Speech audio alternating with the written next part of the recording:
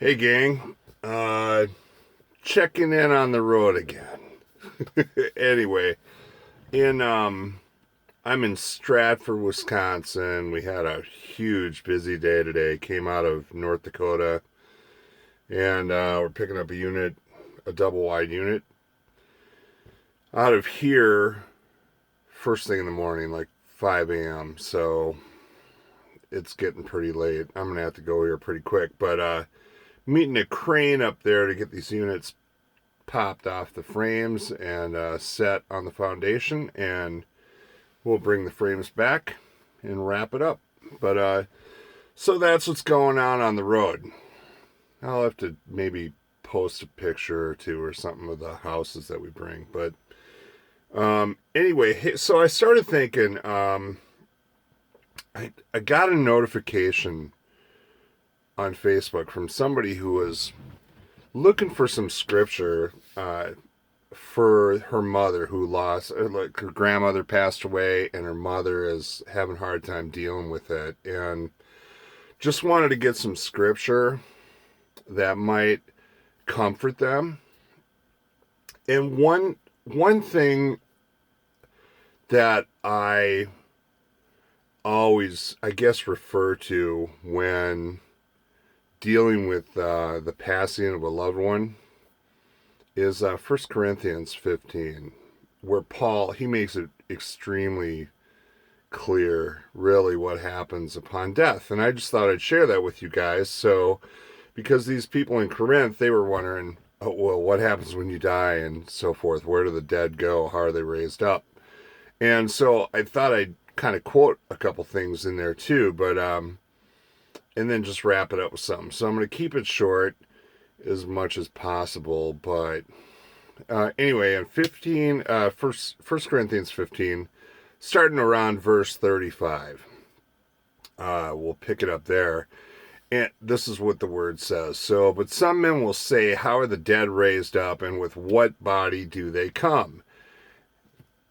And Paul continues, he's like, really, you should know this. He says, thou fool, that which thou sowest is not quickened except it die.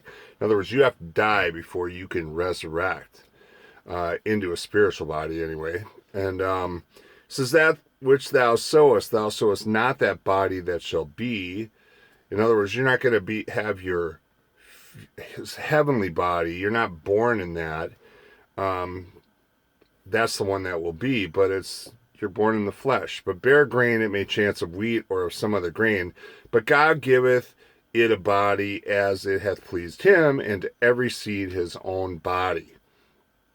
Now, it's kind of interesting because the analogy that Paul is giving is similar to, well, I guess it's likened to a seed that is planted in the ground, where you have the outer shell of the seed that has to die so the embryo inside can rise up from it and grow.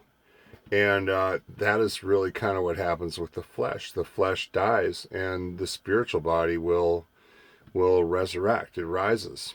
So, and he goes on here. All flesh is not the same flesh, but but there is one kind of flesh of man, another flesh of beasts, another of fishes, and another of birds.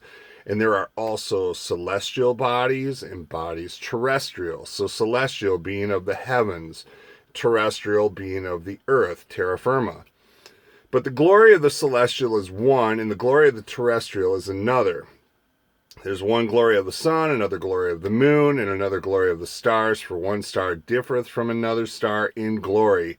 So also is the resurrection of the dead. It is sown in corruption, meaning it is able to get sick and ill and so forth, and it is raised in incorruption. It is raised in a spiritual body, so it can't get sick. It's perfect. It is sown in dishonor, it is raised in glory. It is sown in weakness, and it is raised in power. It is sown a natural body, it is raised a spiritual body.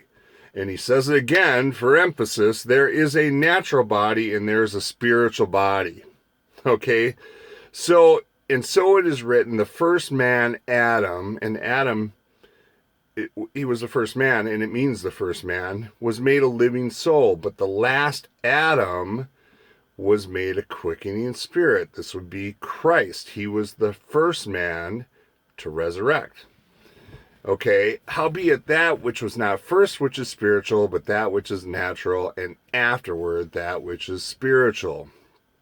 The first man is of the earth, earthy. The second man is the Lord from heaven. And as the earthy, such are they also that are earthy, and as is the heavenly, such are they also that are heavenly.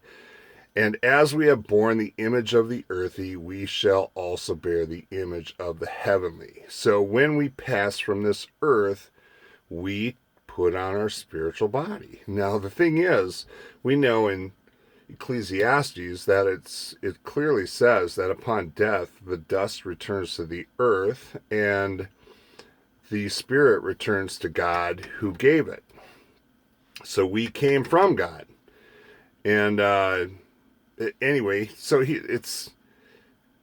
I guess he just emphasizes, really, he just wants them to know you were going to resurrect. So when I talk to people that have lost a loved one, I just remind them of this, kind of maybe teach this to them, but then remind them that it's really not our loved ones who are gone at all. It's us who are gone away from our home in heaven.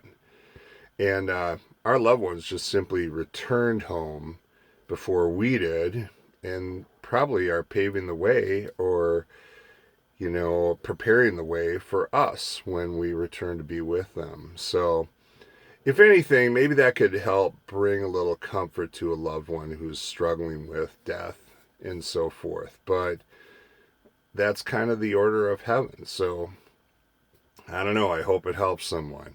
Anyway, over the road with Bible 101. That's it. Going to bed. I got to get up in got to get up in 4 hours. I'll see you later. Bye. God bless. See ya.